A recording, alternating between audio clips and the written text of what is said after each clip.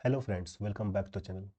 आज की इस वीडियो में हम टॉप 50 ऑब्जेक्टिव क्वेश्चंस जो कि बिल्डिंग मटेरियल्स के सभी एग्जामिनेशंस में पूछे गए हैं उनको डिस्कस करने जा रहे हैं। ये जो वीडियो है वो ब्रिक्स पे बेस्ड है, तो जितने भी 50 क्वेश्चंस जो सभी एग्जामिनेशन में ब्रिक्स पे पूछे गए हैं उनको हम डिस्कस करने जा रहे हैं। तो आफ्टर दिस वीडियो आपको ब्रिक्स के कोई भी डाउट, किसी भी क्वेश्चन को आप सॉल्व करने में ईजी होगा आपको, ठीक है।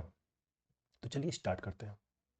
तुम्हारा फर्स्ट क्वेश्चन बोल रहा है कि clay and silt content in a good brick earth must be at least. So बोल रहा है कि एक गुड ब्रिक अर्थ में क्ले और सिल्ट का कंटेंट कितना होना चाहिए। आपको ऑप्शन दिया 20%, 50%, 35%, 70%। तो इसका जो करेक्ट आंसर है वो होगा आपका 50%। So according to IS code वो बोल रहा है कि the ideal clay and silt content in good brick earth should be at least 50% पे होना चाहिए, ठीक है। और यहाँ पर जो वेरियस टाइप्स ऑफ जो आइडियल कंपोजिशन है ब्रिक्स अर्थ का वो सब यहाँ पर डिस्कस किया गया है। जैसे कि एल्यूमिना जो कि क्ले होता है वो आपका 20-30% होना चाहिए। सिलिका जो कि सैंड होता है वो 35 से 50% होना चाहिए। सिल्ट 20 से 35% होना चाहिए। लाइम जो कि CO है वो 2 to 5% होना चाहिए। Iron oxide <7%। Magnesia <1%।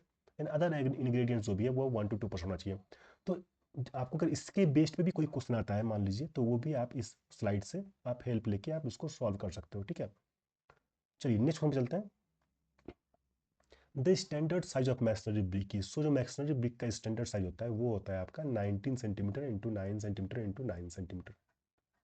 Okay, next बोल रहा है कि crushing strength of first class BRICS should not be less. तो फर्स्ट क्लास ब्रिक्स पूछ रहा है, तो यहाँ पर इंपॉर्टेंट क्या है कि फर्स्ट क्लास ब्रिक्स पूछ रहा है। ओके, कभी कभी क्या होता है आपसे पूछता है कि मिनिमम स्ट्रेंथ क्या होना चाहिए, तो मिनिमम स्ट्रेंथ आपका दूसरा होगा।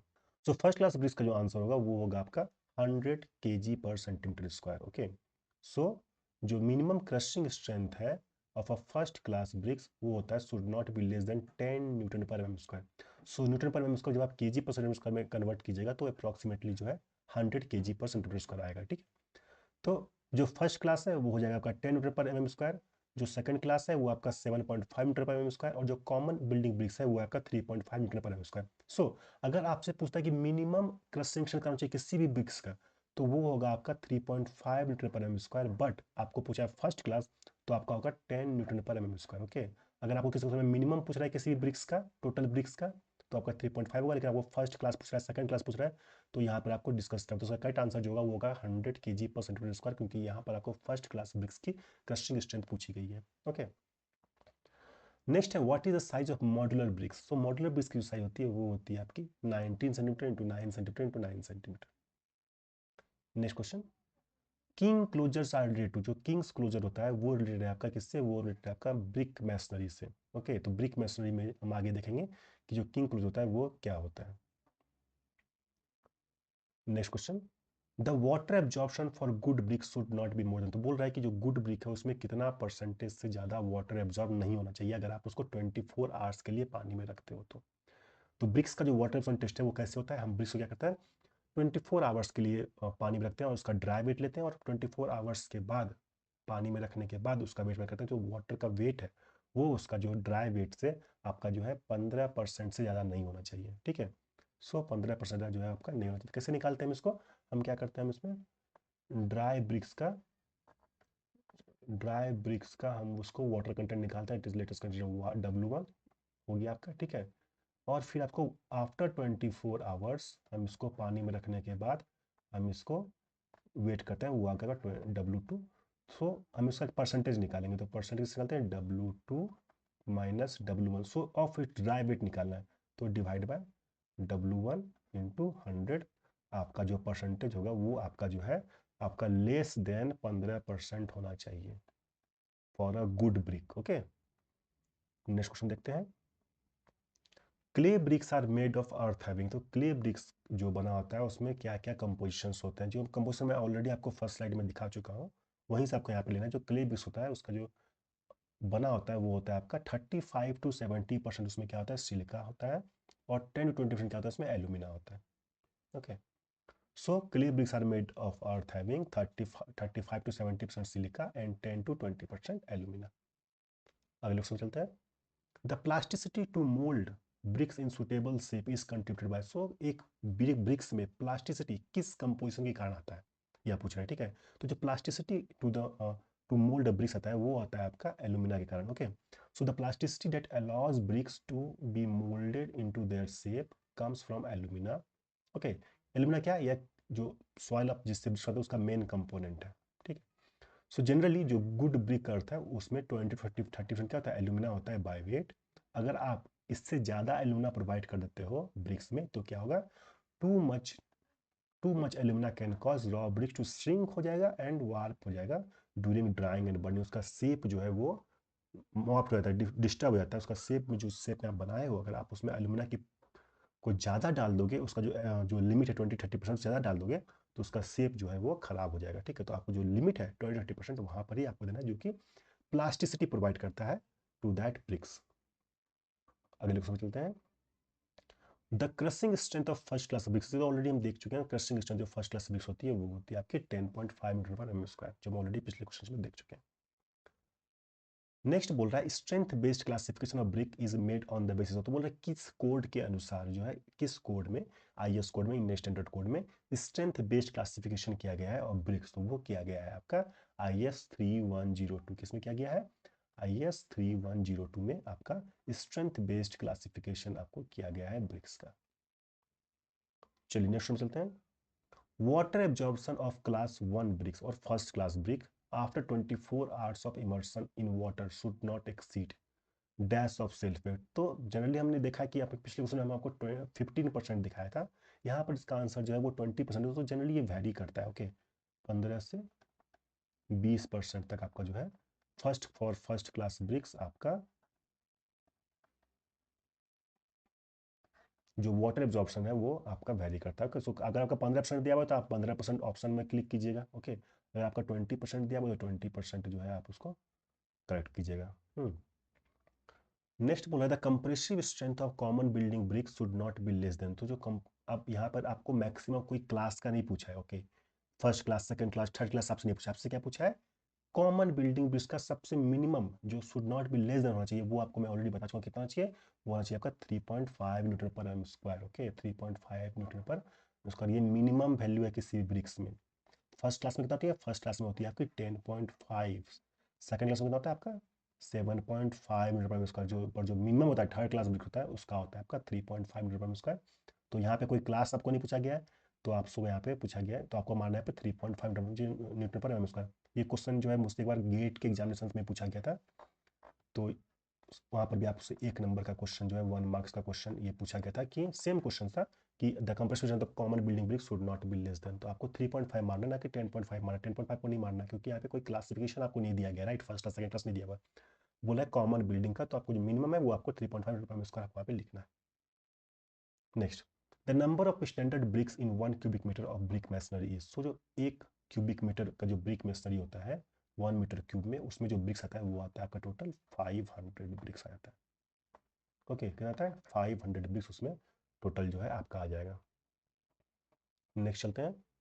नेक्स्ट क्वेश्चन बोल रहा है the indentation provided in the face of the brick is called, तो आपने देखा होगा कि ब्रिक में क्या होता है, ऊपर पे एक ब्रांड का नाम लिखा होता है, आपने जहाँ से ब्रिक्स लिया उसका नाम लिखा होता है, तो वो इंडेंटेशन जो प्रोवाइड किया जाता है उसको क्या कहते हैं, उसको कहते हैं हम फ्रॉग। ओके, देख रहे हैं आप ये फिगर, इस फिगर में जो यहाँ पर जो आपको कभी कभी यहाँ पर नाम भी लिखा रहता है तो ये कहलाता है आपका क्या, फ्रॉग कहलाता है। ओके, जो यहाँ पे हल्का सा जो डीप सा कट बनाया हुआ होता है वो होता है आपका फ्रॉग। ओके, सो क्यों किया जाता है ये फ्रॉग, यहाँ पर जनरली जो है आपको ये पिरामिडल शेप में होता है और टॉप फेस पे बनाया जाता है। ओके, पर्पस क्या है, पर्पस इसका ये होता है कि ये जो है एक की प्रोवाइड करता है for the motor joint, better joint आपको प्रोवाइड करता है।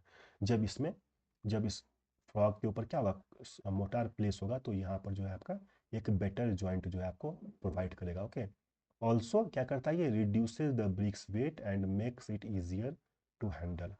समटाइम्स आप देखिएगा कि जो काम करने वाले मिस्त्री होते हैं वो क्या करते हैं कि जब आप कोई गांव में अगर कोई आपको स्किल्ड मिस्त्री काम नहीं कर रहा है तो वो क्या करता है, फ्रॉक को नीचे साइड कर देता है। ओके, फ्रॉक क्या करेगा, लेटेस्ट कंसिडर कि यहाँ पर ये एक ब्रिक है। ओके, बट इसको ये उल्टा कर दिया, यहाँ पर फ्रॉक कर दिया। ओके, और यहाँ पर ये ऊपर पे सीमेंट का जो है मोटार वो प्रोवाइड कर दिया। ओके, तो आपको यू हैव टू चेक, आपको चेक करना है कि आपको जो ब्रिक है उसका फ्रॉग जो है वो हमेशा कहाँ रहे, वो हमेशा ऊपर पर रहना चाहिए, वो नीचे नहीं रहना चाहिए। कहाँ रहना चाहिए फ्रॉग, हमेशा फ्रॉग हमेशा ऊपर रहना चाहिए, जिससे कि इसमें जब आप इसमें मोटार को फिल कीजिएगा तो मोटार पूरा इसमें अच्छे तरीके से फिल हो जाए।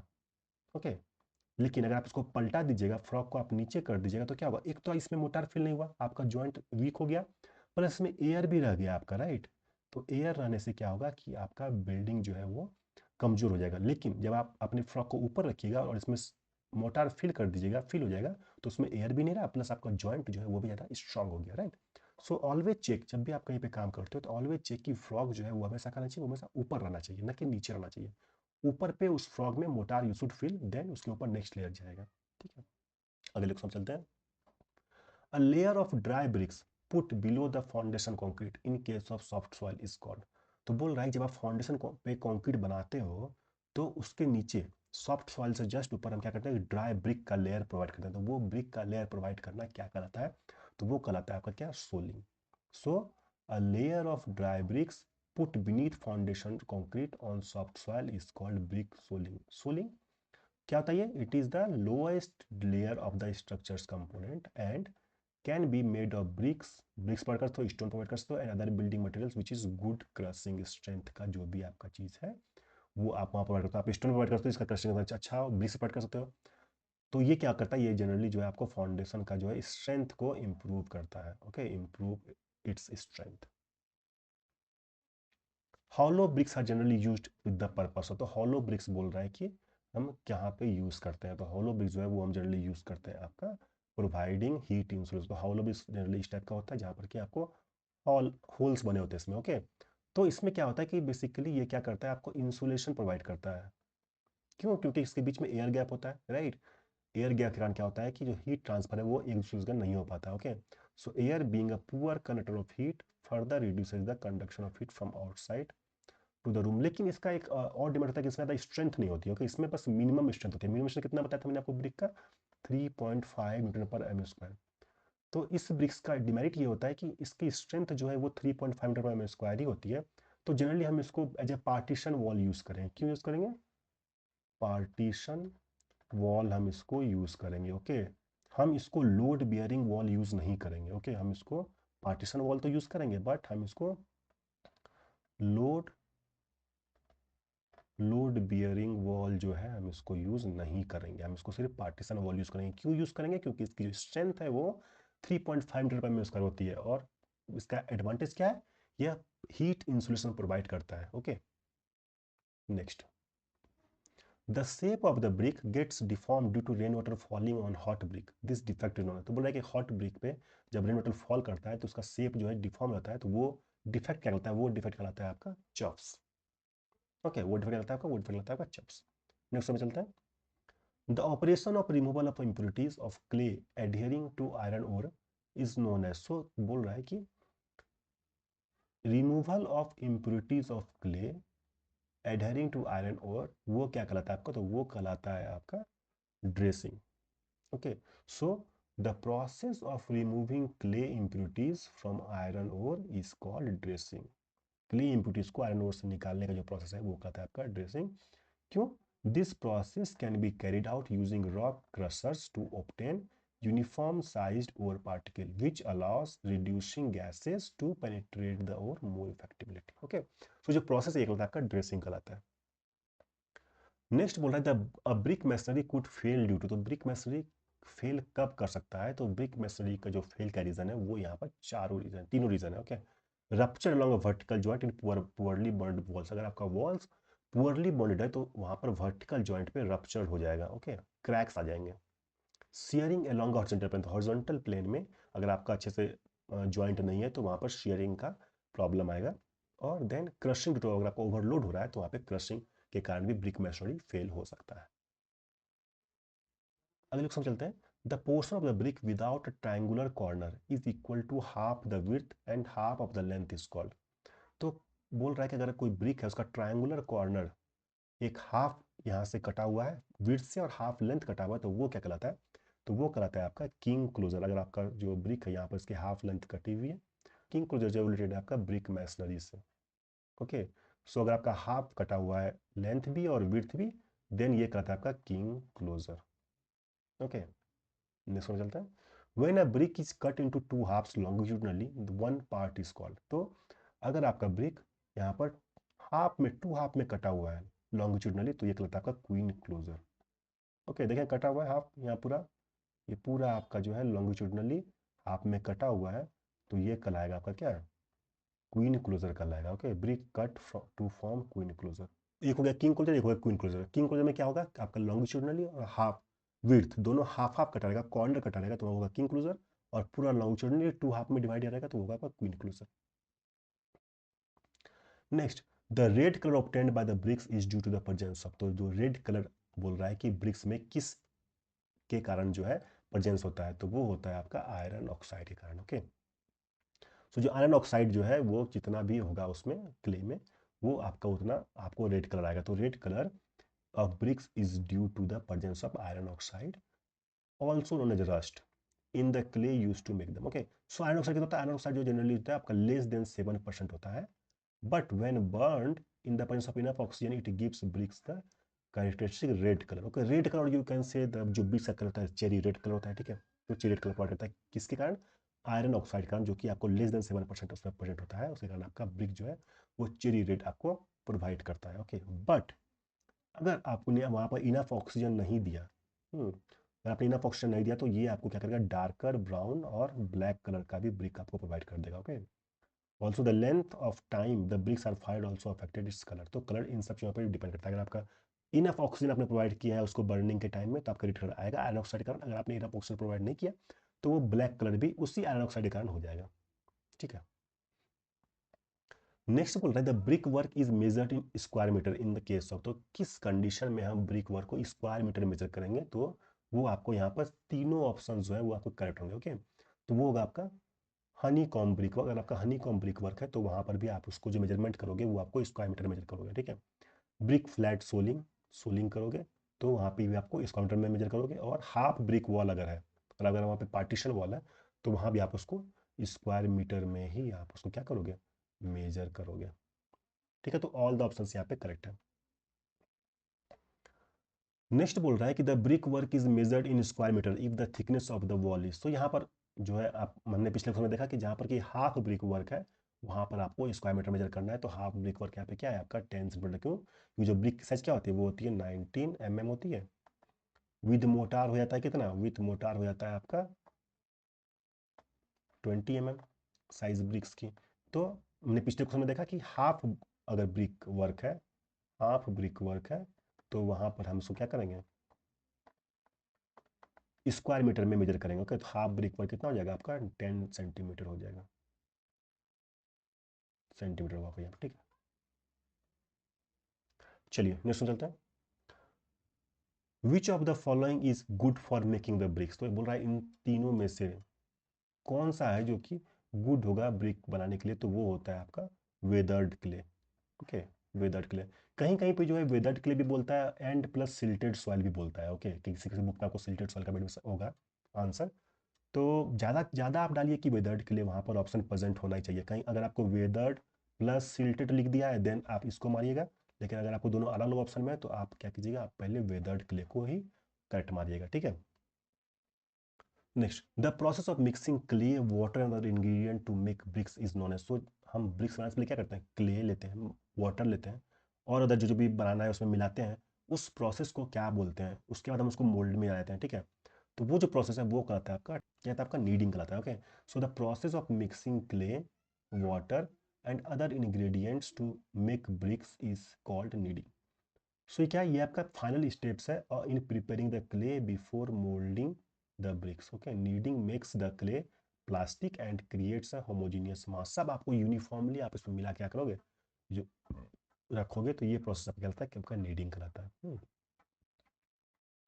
नेक्स्ट बोल रहा है excess of silica in clay, अगर आपका जो क्ले है जिससे आप ब्रिक्स बना रहे हो उसमें सिलिका की का मात्रा जो है, जो परसेंट ज़्यादा है, तो वो क्या आपको डिफेक्ट पैदा करेगा इन योर ब्रिक्स, तो वो होगा आपका एक्सेस सिलिका क्या करेगा, आपका ब्रिक को बिटल करेगा। ओके, बिटल करेगा एंड वीक करेगा। So too much silica in clay can make bricks brittle and weak, आपको वीक तो जो आपका परसेंटेज है सिलिका का आप वही प्रोवाइड करो, आप उससे ज़्यादा प्रोवाइड मत करो। तो अगर आप ज़्यादा प्रोवाइड करते क्या होगा, आपका ब्रिक्स जो है ब्रिटल हो जाएगा, आपको डक्टाइल नहीं रहेगा और जल्दी टूट भी जाएगा। ओके, सो सिलिका का जो एडवांटेज, तो silica helps bricks keep their shape and prevents them from cracking, shrinking and warping.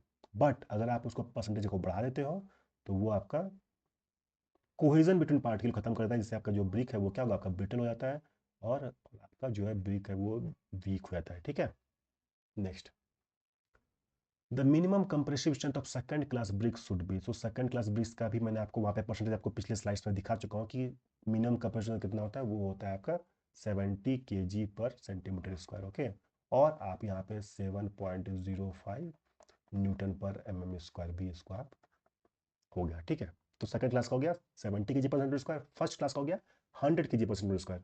ठीक है, नेक्स्ट, पग मिल इज यूज्ड फॉर। तो पग मिल किस लिए होता है, पग मिल आपका यूज होता है किस लिए, टेम्परिंग ब्रिक अर्थ के लिए। टेम्परिंग भी जो प्रोसेस होता है इसमें मिक्सिंग का, ओके, सॉइल को मिक्स वगैरह करते हैं इसमें ब्रिक बनाने के लिए यूनिफॉर्मली। सो वो जो होता है आपका पग मिल, ये ऐसा होता है आपको, ये आपको यूज होता है किसके लिए, tempering the brick earth. Next, a bull nose brick is not use for. So bull nose bricks जो होता है जिसका कि आपका कैसा होता है बुल नोज ब्रिक, इस तरह कुछ होता है और यहाँ से ये कर्वी टाइप में होता है। ओके, तो ये हो गया आपका बुल नोज ब्रिक। सो इस टाइप का जो ब्रिक्स है वो आपको कहाँ पर यूज नहीं होता है, वो आपका यूज नहीं होता है, वो आपका आर्चेज में यूज नहीं होता है। तो ये आपका बुल नोज ब्रिक है। तो ये आपका डबल बुल नोज है जिसमें इस साइड भी कर्व है और इस साइड भी कर्व है, और सिंगल बुल नोज में एक ही साइड कर्व है। ओके, तो ये आपका हो गया बुल नोज ब्रिक्स। तो इसको हम लोग आर्चेज में यूज नहीं करते हैं, बट कहाँ यूज करते हैं, इसको हम यूज करते हैं जहाँ पर कि हमको शार्प कॉर्नर्स चाहिए होता है। ओके, शार्प कॉर्नर्स चाहिए होता है, पिलर्स में यूज करते हैं, डेकोरेशन पर्पस हम उसको यूज करते हैं, लेकिन आर्चेज में हम उसको यूज नहीं करते हैं। ठीक है, which one of the following brick is suitable for high class brick machinery. तो बोल रहा है कि इनमें से कौन सा जो ब्रिक्स है वो हाई क्लास ब्रिक मशीनरी में के लिए सुटेबल है, तो वो होता है आपका मॉड्यूलर ब्रिक्स। जो नॉर्मल जो ब्रिक्स होता है इसको मॉड्यूलर ब्रिक्स भी कहते हैं, उसको हम लोग हाई क्लास ब्रिक मशीनरी में यूज करते हैं। Okay, next, which of the following is the correct reason for soaking the brick in water before disuse. So बोल रहा है कि हम क्या रीजन है इन चारों में से इसमें कि हम किसी भी ब्रिक को यूज करने से पहले हम उसको पानी में सोक करने के लेते हैं। आपने देखा होगा कि ब्रिक जहाँ भी कंस्ट्रक्शन वर्क होता है वहाँ पे क्या होता है, ब्रिक को पहले पानी में रखा जाता है, उसको अच्छे से सोक करवाया जाता है, देन उसको यूज किया जाता है। तो वो उसका जो मेन रीजन होता है वो रीजन होता है आपका for preventing absorption of moisture from mortar by bricks. Okay, so अगर आप उसको सोक नहीं कीजिएगा पानी में तो क्या करेगा, जो ब्रिक जो है वो वाटर एब्जॉर्ब कर लेके, सीमेंट मोटार में जो वाटर है वो आपको वहां से एब्जॉर्ब कर लेगा। ओके, तो वहां से वर्क करे तो सीमेंट मोटार को भी पानी चाहिए ना, उसको केमिकल रिएक्शन होने के लिए, इसमें उसकी स्ट्रेंथ आएगी, राइट। एक डेफिनेट अमाउंट ऑफ वाटर चाहिए जो कि सीमेंट मोटार में रिएक्शन करने के लिए, केमिकल रिएक्शन करने के लिए, जिससे कि उस मोटार में क्या होगा, स्ट्रेंथ आएगा। तो वो वाटर अगर ब्रिक एब्जॉर्ब कर लेगा तो आपका जो सीमेंट है, सीमेंट मोटर है, वो आपका वीक हो जाएगा, वहाँ पे अच्छे से रिएक्शन नहीं हो पाएगा। ठीक है, तो इसीलिए वो ब्रिक सीमेंट मोटार से पानी ना एब्जॉर्ब कर ले, इसलिए हम ब्रिक को पहले क्या करते हैं, मॉइस्चर कर देते हैं, पानी में डुबा के बहुत देर तक रख देते हैं, जिससे कि वो मोटार से पानी ना एब्जॉर्ब करे और सीमेंट मोटार हमारा अच्छा स्ट्रेंथ दे। ओके, सो सीमेंट में अगर पानी कमी हो जाएगी तो वो अच्छे से सेट नहीं होगा, if you scratch it it will fall in powder after drying. Okay, so it is good to keep a brick for some time in the water, then you use that brick, जिससे कि वो cement motor में का पानी न पाए। तो आप देखोगे क्या करता है कि जहाँ पर जो मिस्त्री गांव लोग काम करते हैं क्या करते हैं, अचानक से डाला पानी में ब्रिक और निकाल लिया, 1 मिनट में निकाल लिया और फिर उसको यूज़ कर लिया। लेकिन वैसा आपको नहीं करना है, आपको उसको आराम से पानी में बहुत देर तक रखना है, जिससे कि उसमें कोई भी मॉइस्चर अच्छे से अंदर तक एब्जॉर्ब हो जाए। नहीं, अगर आपने तुरंत पानी में डाल के उसको ब्रिक को निकाल के यूज़ कर लिया तो फिर अल्टीमेटली उसमें जो है वो सिर्फ आउटर लेयर पे पानी गया, ब्रिक के अंदर पानी नहीं गया। जब आप उसको यूज़ कीजिएगा तो वो आपका सीमेंट मोटर का पानी क्या करेगा, आपको एब्जॉर्ब कर लेगा। इसीलिए मिस्त्री को पे वहाँ पे जब साइट इंजीनियर जॉब कर रहे हो तो आप वहाँ पे ध्यान रखोगे कि ब्रिक को सफिशियंट टाइम तक पानी में डालना है, उसमें अच्छे से पानी में सोक करना है, देन ओनली आपको यूज़ करना है। ठीक है, नेक्स्ट बोला refractory bricks are generally use to resist. तो रिफ्लेक्टरी ब्रिक्स जो है वो हम जनरली क्या रजिस्ट करता है, तो वो जनरली रजिस्ट करता है आपका हाई टेम्परेचर को रजिस्ट करता है। Okay, next question, which of the following defect appears due to presence of alkalis in the brick. तो बोल रहा है कि अगर एल्कलीज प्रेजेंट है ब्रिक में तो इनमें से कौन सा डिफेक्ट होगा, तो वो डिफेक्ट जो होगा वो होगा आपका एफ्लोरेसेंस हो जाएगा। ठीक है, तो efflorescence is due to the presence of alkalis in the bricks. Which of the following is burnt in the Hoffmann's kiln during the process of manufacturing. बोल रहा है इन चारों में से हम किस चीज़ को मैन्युफैक्चरिंग करने के लिए हम हॉफमैन किल्न का यूज़ करते हैं। ओके, ये एक भट्टी का नाम है। ओके, तो इसको हम क्या चीज़ करने में यूज़ करते हैं, तो वो हम करते हैं क्या बनाने में, ब्रिक बनाने में हम हॉफमैन किल्न का यूज़ करते हैं। Water absorption for class A type of roof tiles, तो रूफ टाइल्स का कितना वाटर एब्जॉर्प्शन होना चाहिए, वो होना चाहिए आपका 14 to 19%। So according to IS code, IS standard बोलता है कि जो क्लास ए टाइप का रूफ टाइल्स है उसका जो वाटर एब्जॉर्प्शन रेट है वो आपका 14 to 19% होना चाहिए, और 20 से ज़्यादा तो होना ही नहीं चाहिए। Okay, so class A tiles have a maximum water absorption rate of 18%। तो जनरली आपको 14 to 19% जो है आपका वो आपका होना चाहिए क्या, class A type of roof tiles का water absorption. The dimension of special shape of clay bricks are given in, तो जो डायमेंशन बोल रहा है कि स्पेशल शेप का जो क्ले ब्रिक्स का शेप है वो किस कोड में दिया गया है, तो वो दिया गया डायमेंशन आपका IS 6165 1971 में। नेक्स्ट बोल रहा है कि good brick earth should contain dash of alumina, तो कितना परसेंटेज ऑफ एल्यूमिना एक गुड ब्रिक अर्थ होना चाहिए, आपको जो फर्स्ट स्लाइड में ऑलरेडी दिखा चुके हैं। सो गुड ब्रिक अर्थ जो है वहाँ पर जो एल्यूमिना होना चाहिए वो होना चाहिए आपका 20 to 30%। ऑलरेडी मैं परसेंटेज दिखा चुका हूँ पहले स्लाइड में, ठीक है, सारे कंपोनेंट का। Next, when the deposits of efflorescence is more than 10% but less than 50% of the exposed areas of brick, the presence of efflorescence is classified as, तो बोल रहा है कि efflorescence की जो परसेंटेज है वो 10% से 50% तक है, तो किस कैटेगरी में आएगा वो। ओके, सो वो आएगा आपका मॉडरेट कैटेगरी में। सो अगर आपका एफ्लुएंस की परसेंटेज 10 से कम है तो वो हो जाएगा आपका स्लाइड, अगर आपका 10 से 50% है तो हो जाएगा मॉडरेट, अगर वो आपका मोर देन 50% है तो वो हो जाएगा हैवी। ओके, तो यहाँ पर आपको 10 से 50% के बीच में बोल रहा है एफ्लुएंस है, तो आपका मॉडरेट एफ्लुएंस के कैटेगरी में आएगा। Next the defects in which white patches appear on brick surface is known as, तो किस कंडीशन में व्हाइट पैचेस आ जाता है ब्रिक सरफेस पे, तो वो होगा आपका एफ्लुएंस के कारण। ओके, तो एफ्लुएंस में क्या होता है आपका व्हाइट पैचेस आ जाएगा ब्रिक पे। So white patches that appear on the brick surface are known as efflorescence which is a building defect, right. So क्या होता है ये efflorescence is a crystalline deposit of water soluble salt and form on the surface of bricks and other building materials when water is present। Also किसका होता है, हम पिछले भी क्वेश्चन देख चुके हैं, efflorescence can also be caused by alkalis in the bricks crystalline when they come into contact with moisture. Okay, so इससे एफ्लुएंस से क्या होता है को व्हाइट पैचेस आ जाएगा ब्रिक्स पे due to salt and alkalies. Okay, next, bricks are burn at a temperature, तो बोल रहा है कि ब्रिक किस टेम्परेचर पे बर्न होता है, तो वो होता है आपका 900 से 1200 डिग्री सेल्सियस पे, 900 सो टू 1200 डिग्री सेल्सियस पे क्या होता है ये बनता है। जनरली जो एवरेज होता है वो आपका 1000 डिग्री सेल्सियस भी आपको कहीं के एग्जाम में पूछ देता है।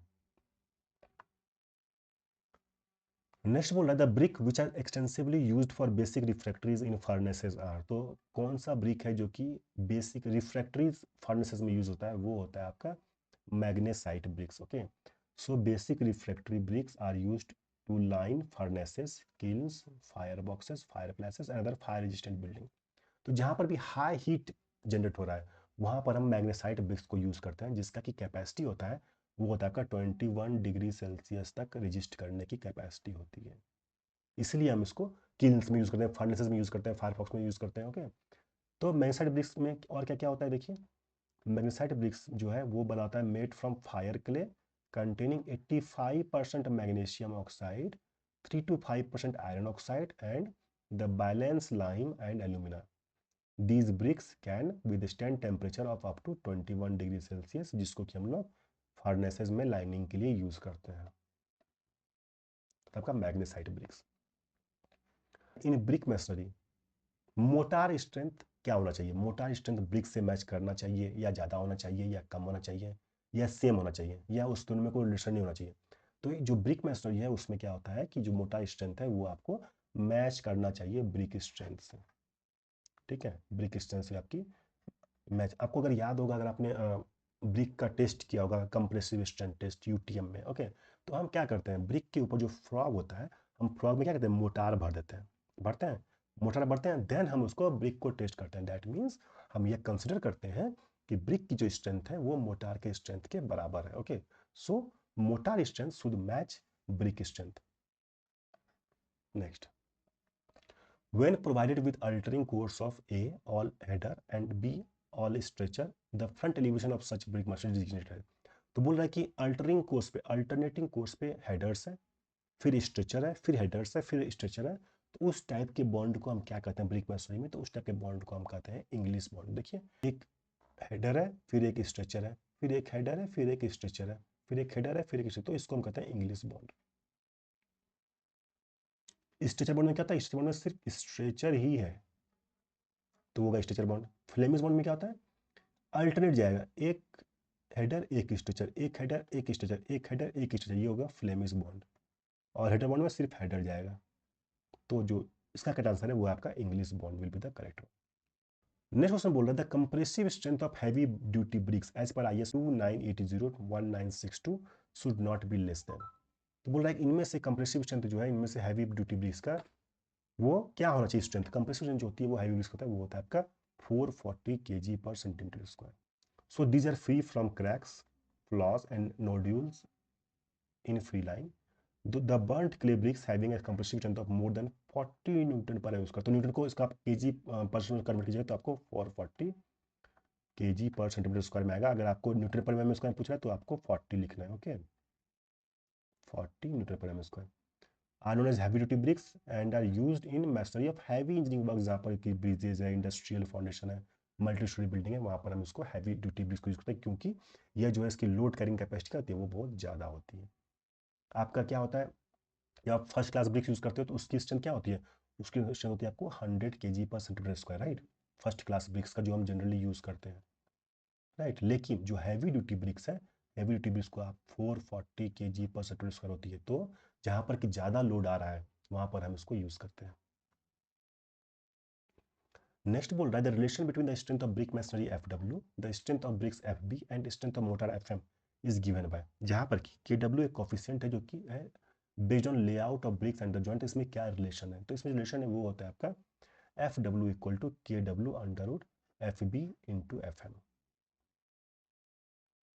नेक्स्ट बोल रहा है in order to achieve a safe compressive strength of 20 kg/cm² in a brick masonry what should be suitable range of crushing strength of a brick. तो बोल रहा है कि अगर आपको सेफ कंप्रेसिव स्ट्रेंथ चाहिए 20 kg/cm² के अंदर ब्रिक, तो आपको क्या क्रशिंग स्ट्रेंथ ऑफ ब्रिक्स लोगे जिससे कि आपको सेफ कंप्रेसिव स्ट्रेंथ आपको 20 kg/cm² आ जाएगा। तो वो आपको जो suitable range of crushing strength होना चाहिए वो होना चाहिए 35 kg/cm² से 70 kg/cm² आपका जो है यहाँ पर इसका आंसर होना चाहिए।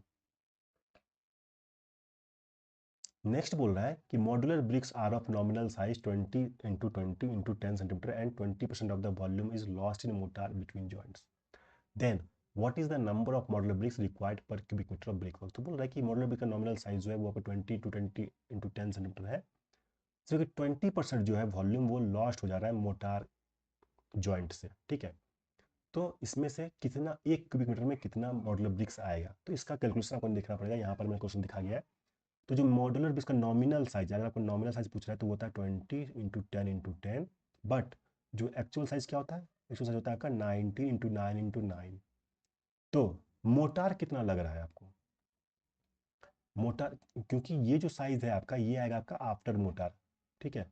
तो मोटार निकाल क्या करना पड़ेगा? 1 - 1 डिवाइड बाई जो इसका नॉमिनल साइज है इंटू जो एक्चुअल साइज है। तो आपको जो मोटार आ रहा है वो 1 मीटर क्यूब में आपका आ जाएगा 0.2305 मीटर क्यूब। अब लॉस कितना हो रहा है? आपका लॉस हो रहा है, जो वॉल्यूम लॉस हो रहा है, 20% हो रहा है। तो वॉल्यूम ऑफ सेट मोटर कितना होगा, मतलब कि सेट करने के बाद क्या लॉस हो रहा है। ओके, तो सेट मोटर क्या होगा आपका 0.2305 प्लस इसका 20%, तो ये आपका आएगा 0.2766 मीटर क्यूब। इसका आ गया सेट मोटर का वॉल्यूम। तो एक्चुअल वॉल्यूम ऑफ ब्रिक्स क्या होगा? 1 माइनस दिस, तो ये होगा actual volume of for bricks. एक अब आपको इतने वॉल्यूम में ही आपका ब्रिक्स आएगा, राइट। आपका 1 मीटर क्यूब में वॉल्यूम में ब्रिक्स नहीं निकालना, आपको निकालना इतने में। तो आपको नंबर ऑफ मॉडुलर ब्रिक्स जो है आपको 0.7234 डिवाइड बाय इसका जो साइज का एरिया वॉल्यूम निकाल देगा, तो आपको जो ब्रिक्स आएगा अगर आप 470 bricks. Okay, so option D is the correct one. For good bonding of bricks of uniform in size, तो बोल रहा है कि अगर आपको गुड बॉन्डिंग चाहिए ब्रिक्स में ऑफ यूनिफॉर्म साइज, तो आपको क्या करना है? आपको the vertical joint of alternate course should fall in plumb. जैसे कि आप देखते हो कि क्या होता है कि जो ब्रिक मस्ट होता है यहाँ पे एक हुआ, ठीक है।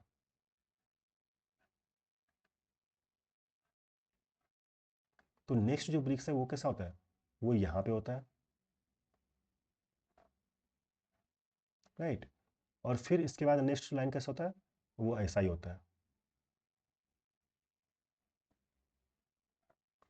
तो बोल रहा है कि वर्टिकल अल्टरनेट कोर्स का जो वर्टर जो होता है, एक इसका और अल्टरनेट एक छोड़ के बाद एक, वहाँ पे एक प्लम्ब लाइन होना चाहिए, राइट, जिससे कि आपकी स्ट्रेंथ जो है वो अच्छी होती है। Which one of the following process apply to determine the soundness of, तो साउंडनेस ऑफ ब्रिक्स को निकालने के लिए क्या प्रोसेस है, तो वो जो प्रोसेस है आपका वो है आपका taking two bricks hitting one against the other and observing whether they will break or not, और the type of sound produced while hitting. देखिए यहाँ पर एक डाउट है, जब आप साउंडनेस ऑफ सीमेंट निकालते हो तो वहां पर आप क्या क्या निकालते हो, साउंडनेस ऑफ सीमेंट में आप उसका एक्सपेंशन निकालते हो यूजिंग लीच एटेरियल ऑपरेटर्स। ठीक है, यहाँ पे लिखा हुआ लीच ऑपरेटर्स, ये आपको कंफ्यूज करने के लिए दिया गया है, क्योंकि लीच ऑपरेटर्स यूज होता है आपका किसमें, आपका सीमेंट में, ना कि ब्रिक्स में। तो ब्रिक्स का जो साउंडनेस ऑफ ब्रिक्स है वो हम कैसे निकालते हैं, वो हम टकरा के निकालते हैं उसको आवाज करके। तो कैसा साउंड होना चाहिए ब्रिक्स में, एक अच्छे ब्रिक्स में साउंड होना चाहिए, वो होना चाहिए आपको metallic ring sound. Metallic ring sound जो है अगर आपको आ रहा है, दैट मीन्स कि वो जो क्या है, मेटेलिक रिंग साउंड। ओके, सो ये इससे आप पता चलता है कि आपका ब्रिक्स का कितना अच्छा क्वालिटी का है। ठीक है, तो इसमें जो साउंडनेस होगा वो आपको यहाँ पर रिंग करके हिट करके बताया जाता है, ना कि वाटर में ऑब्जॉर्व करके। यहाँ देखिए वाटर में ऑब्जॉर्व करने बोल रहा है 16/24, ये आपको सीमेंट में होता है ना कि इसमें होता है ब्रिक्स में। ठीक है, so thank you very much for watching this video. इसके बाद हम जो है नेक्स्ट वीडियो में हमने यहाँ पर हमने ब्रिक्स का सारा क्वेश्चन सॉल्व कर दिया है। इसके आगे की वीडियो में हम स्टोन के जितने क्वेश्चन होंगे उनको डिस्कस करने जा रहे हैं। ओके, तो इसके नेक्स्ट वीडियो आप देखिएगा जिसमें कि हम स्टोन के जो भी क्वेश्चन पूछे गए सभी एग्जामिनेशन में उनको डिस्कस करेंगे। तो thank you for watching this video, thank you.